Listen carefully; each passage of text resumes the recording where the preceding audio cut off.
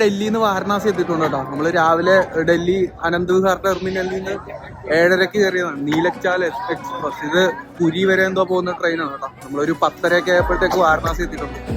Varanasi railway station നല്ല തിരക്കാണ് കേട്ടോ. ഇപ്പൊ തന്നെ ഫുള്ള് ആള് കൊണ്ട് നിറഞ്ഞിട്ടുണ്ട്. സ്റ്റേഷന്റെ അകത്തൊക്കെ പല സ്ഥലത്തായിട്ട് ആൾക്കാർ പുതപ്പൊക്കെ ആയിട്ട് കിടന്ന് ഉറങ്ങുന്നു. വലിയ റെയിൽവേ സ്റ്റേഷനാണ് കേട്ടോ. ഉണ്ട്, ഒരു ഏരിയ നിറച്ചുണ്ട്.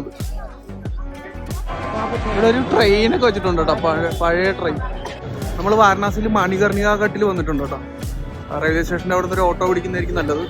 ഒരു 60 രൂപയൊക്കെ ആകത്തുള്ളൂ.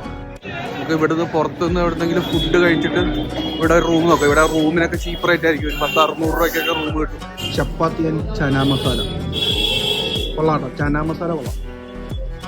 ഇങ്ങനെ അത് തന്നെ തനുവണ്ണം റൈസ് ആൻഡ് ചനാ മസാല. വാരണാസിയിലെ മണികർണിക ഘട്ടിൽ കൂടെ നടന്നുകൊണ്ടിരിക്കുകയാണ് കേട്ടോ. നല്ല തിരക്കുണ്ട് അത്യാവശ്യം രാവിലെ തന്നെ.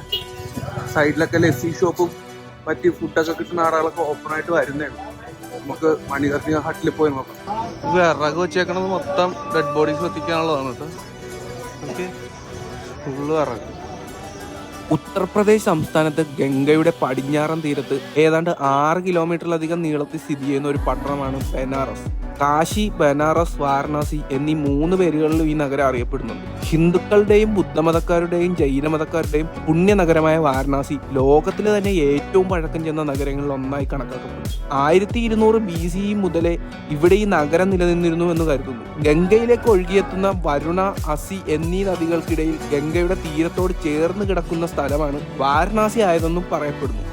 ഹിന്ദുക്കളുടെ പുണ്യസ്ഥലങ്ങളിൽ ഏറ്റവും പ്രധാനപ്പെട്ടതാണ് വാരണാസി.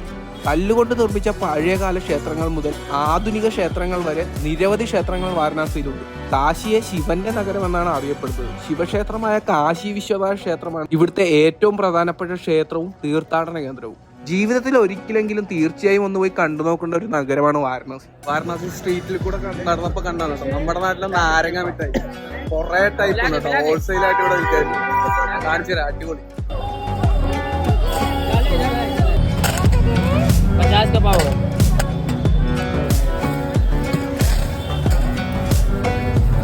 50 രൂപയ്ക്ക് 250 ഗ്രാമാണ് കേട്ടോ ഇത് കിട്ടുന്നത്. കുറെ സാധനമുണ്ട്. നമുക്ക് ഇതെല്ലാം കൂടെ മിക്സ് ചെയ്ത് മേടിക്കാൻ പറ്റും.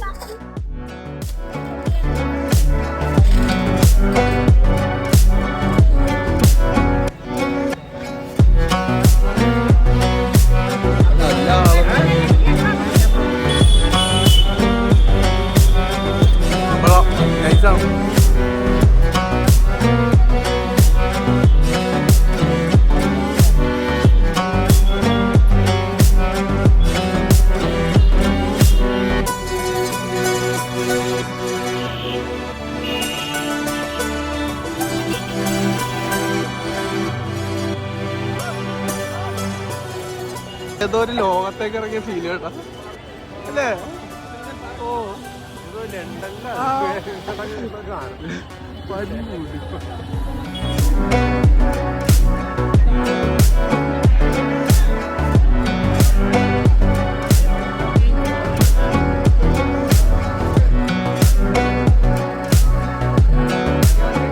ഈവനിങ് വാരണാസിയിൽ കൂടെ ഒരു ബോട്ടിങ്ങിന് പോവാണ് കേട്ടോ.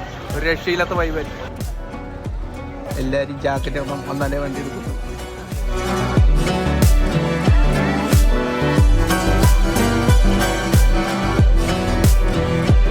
വാരണാസിയിൽ വൈകുന്നേരങ്ങളിൽ നടക്കുന്ന മറ്റൊരു പ്രധാനപ്പെട്ട ചടങ്ങാണ് ഗംഗാ ആരതി.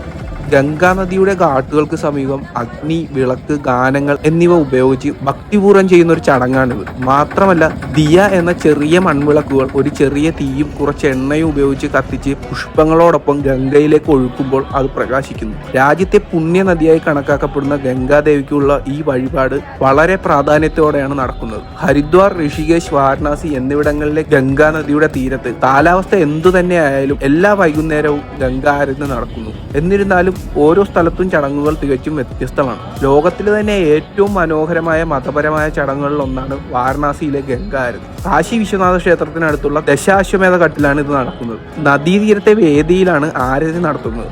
ഒരു കൂട്ടം യുവ പണ്ഡിറ്റുകളാണ് ഇത് നടത്തുന്നത്. ആരതി കാണുന്നതിനായി ഒരുപാട് ആളുകളാണ് സന്ധ്യാസമയത്ത് ഈ കാട്ടിലെത്തിച്ചേരുന്നത്. നല്ല സ്ഥാനങ്ങൾ ലഭിക്കാനായി ആളുകൾ വളരെ നേരത്തെ തന്നെ എത്തിത്തുടങ്ങും. ബോട്ടിലിരുന്ന് ഗംഗാരതി കാണാൻ ഏകദേശം 600 രൂപയ്ക്കാണ് അവർ ആദ്യമേ ചാർജ് പറയുന്നത്. പക്ഷേ നമ്മൾ അവരോട് ബാർഗെയിൻ ചെയ്ത് കഴിഞ്ഞാൽ ഒരാൾക്കൊരു 100 രൂപ വെച്ച് വരെ നമുക്ക് പോകാൻ പറ്റും. പക്ഷേ ബോട്ടിൽ പോകുമ്പോൾ ശ്രദ്ധിക്കേണ്ട കാര്യം എന്താണെന്ന് വെച്ച് കഴിഞ്ഞാൽ നമ്മൾ നേരത്തെ തന്നെ നമ്മൾ ബോട്ടിൽ പോകണം. അല്ലെങ്കിൽ നമ്മൾ കയറുന്ന ബോട്ട് ഏറ്റവും പുറകിലായി കഴിഞ്ഞ് കഴിഞ്ഞാൽ നമുക്ക് ഗംഗാരതി കറക്റ്റായിട്ട് കാണാൻ പറ്റത്തില്ല.